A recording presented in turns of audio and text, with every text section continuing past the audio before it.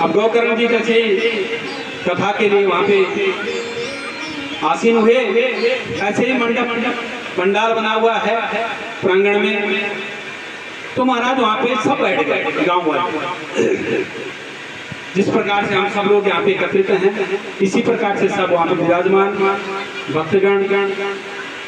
अब गौकर्ण जी जैसे ही आह्वान करते हैं, तो आह्वान करते ही उपरेत आत्मा आ जाती है। कौन? धुंधकारी। अब प्रेत का तो शरीर होता नहीं है। अब वो बैठे तो कहाँ पे बैठे, कैसे बैठे? अगर कहीं पे बैठता है तो हवा का झोंका आएगा तो प्रेत आत्मा उड़ जाएगी। कैसे बैठे? क्योंकि शरीर तो है नहीं, बैठेगा वो ना जिसमें शरीर हो। अब वो तो एक सूक्ष्म क्या है, वायु। शरीर तो नष्ट हो चुका है। अब वो वायु भटकती रहती है इधर उधर, कहीं जगह नहीं मिलेगी। तो महाराज बगल पे एक बांस का खंभा लगा हुआ था, तब से ये चलता है। और बांस संयोगवश 7 गांठ का 7 ग्रंथि थी उसकी बगल पे। महाराज वो जो हवा थी ना प्रेत आत्मा धुंधकार की, वो उस 7 ग्रंथि की बांस के अंदर घुस गया महाराज। अब वहां देखो, वहां उसको हवा से भी विक्षेप नहीं होगा, अग्नि से भी नहीं होगा, किसी की बातों से भी नहीं होगा। उसके अंदर समृद्ध हो चुका है, परिश हो गया उसके अंदर। कथा चल रही है महाराज, प्रथम दिवस की कथा चली, तो प्रथम दिवस की कथा से वो ग्रंथि फट गई, महाराज। दूसरे दिवस की कथा, दूसरे दिन की ग्रंथि फट गई, तीसरे दिन तीसरे, चौथे दिन चौथे, पांचवें दिन पांचवें, छठवें दिन छठवें। और 7वें दिन की कथा जब चली तो 7वें दिन में पूरी बांस की ग्रंथियां सब फट गई महाराज। बोली श्रीमद् भागवत महापुराण की जय। 7 ग्रंथि पूरी फट गई महाराज। और वहां से एक दिव्य रूप मुख पे तेज, एक दिव्य शरीर वहां पे अवतरित हो गया। और देखा, हाथ जोड़ के खड़ा है। गौकर्ण जी कहते हैं कि तुम कौन हो? कहता है प्रभु आपने ही तो मुझे तृप्त किया है। अहम भ्राता, मनुष्य रूप में मैं आपका भ्राता था, और आपने श्रीमद् भागवत कथा के माध्यम से मुझे तृप्त कर दिया है। ये बातें वार्ता गौकर्ण और उस दिव्य आत्मा में चल रही है। इतने में भगवान के पार्षद विमान सहित आ जाते हैं नीचे, और भगवान के पार्षद आते हैं, और वो जो दिव्य आत्मा है, जो दिव्य रूप में वहां पे खड़ा है, उसकी बाहों को पकड़ के और अपने विमान में बैठाने के लिए जैसे ही प्रयत्न करते हैं, गौकर्ण जी व्यास पीठ से कहते हैं रुको, कि कहां जा रहे हैं? पार्षद कहते हैं बैकुंठ धाम में। कहते हैं बैकुंठ धाम में अकेला धुंधकारी? क्यों? इतने लोगों ने कथा सुनी, इनके लिए भी मान कुछ नहीं? कहा नहीं।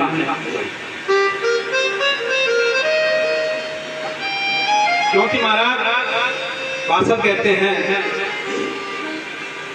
कि हे भगवान, धुंधकारी ने कथा सुनी मन से। अब कथा सुनने में भेद हो जाता है महाराज, हम सब कथा सुनते हैं, लेकिन जिसने मन में उतार ली, अपने कर्णों से हृदय में उतार ली, वो तृप्त हो जाता है। और जिसने यहाँ कान से सुनी, दूसरे कान से निकाल ली, तो उसकी ग्रंथि कैसे फटेगी?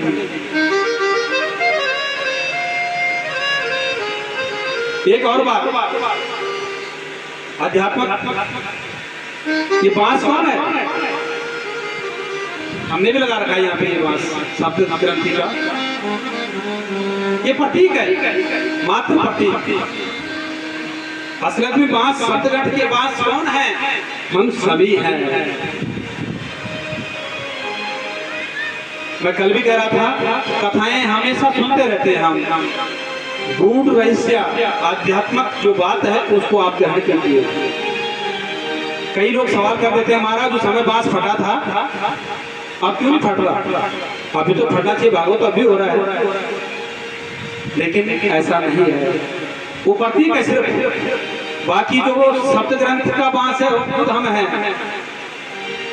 आप सब लोग अपने आप में देखें, हमारे पाँव है ना, पाँव से ऊपर एड़ी है, वहाँ पे एक ग्रंथि है, ज्वाइंट। दूसरी ज्वाइंट कहाँ पे है? घुटनों पे। दूसरी ग्रंथि, तीसरी ग्रंथि कहाँ पे है? कमर पे। ठीक है। चौथी ग्रंथि ये जहाँ से हम हाथ जोड़ा करते हैं। पांचवी ग्रंथि कोहनी। छठवीं ग्रंथि स्कंद। सातवीं ग्रंथि गर्दन। 7 गांठ के पास हम हैं। ये प्रतीक। कई लोग सवाल करते हैं, हो सकता है कि सबके मन में हो सकता है कोई सवाल आ रहा होगा कि आज क्यों नहीं फट रहा है बांस? वो नहीं फटता, ये ग्रंथि हमारी फटनी चाहिए। और ये 7 ग्रंथि एक आध्यात्मिक और है। कल मैंने क्या क्या कहा था? मोह, ईर्षा, द्वेष, लोभ, मोह, अहंकार, ये भी तो 7 ग्रंथि हैं। अगर हमारे मन में ये 7 ग्रंथि फट गई महाराज, निश्चित हमें मुक्ति हो जाती है। तीसरी बात, मुक्ति और मृत्यु अलग अलग है। ये मुक्ति ज्ञान क्या है? मुक्ति होती है जीते जी, और मृत्यु होती है शरीर त्यागने के बाद। मुक्ति किसे कहते हैं?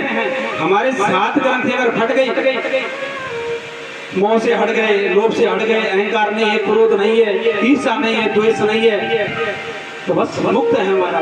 किसी के प्रति अगर हम ईर्षा नहीं करेंगे तो हमारे मन में पीड़ा होगी क्या? नहीं होगी। हम स्वतंत्र हैं। जो संत रहते हैं, सरल संत क्यों रहते हैं? बिल्कुल वैराग्य टाइप के, इसी कारण। तो 7 ग्रंथि ये भी है, और 7 ग्रंथि मैंने आपको गिना दी। आज इस प्रकार से कहते हैं गोकर्ण जी। गोकर्ण जी को कहते हैं जय विजय भगवान की पार्षद कि अत्रैव भवो सन्ति श्रोतारो मम निर्मल। मन की बात कब भी आई थी? मन निर्मल होना चाहिए, तभी जाके प्राप्ति होती है मोक्ष की। अगर मन निर्मल नहीं तो फिर कैसे मोक्ष होगा? मन में अगर वहम है तो कैसे मुक्ति होगी? स्रोत अत्रैव बहवो सन्ति।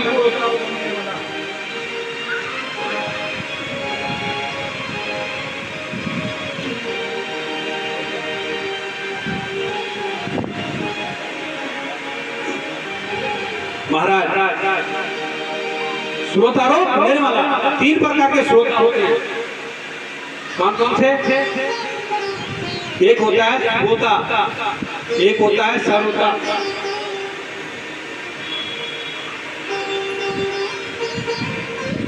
और एक होता है श्रोता।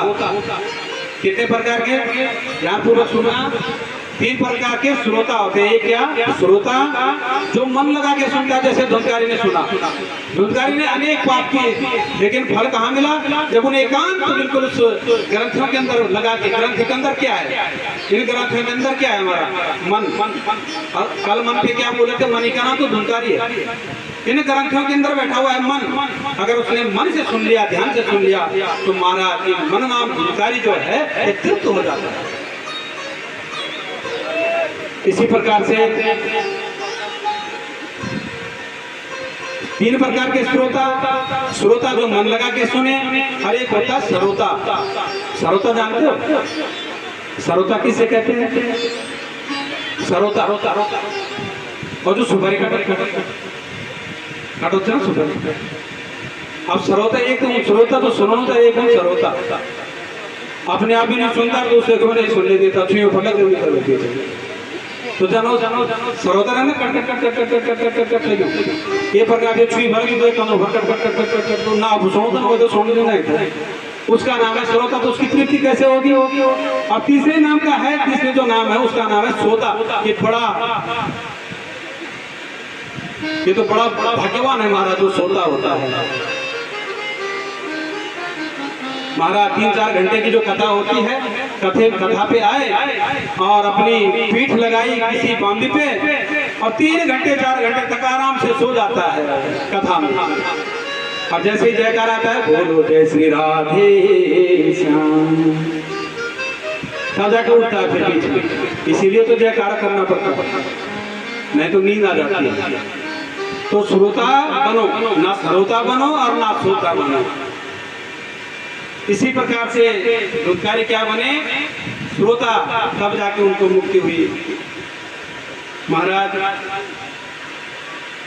आज पार्षद दुष्कारी को ले चले।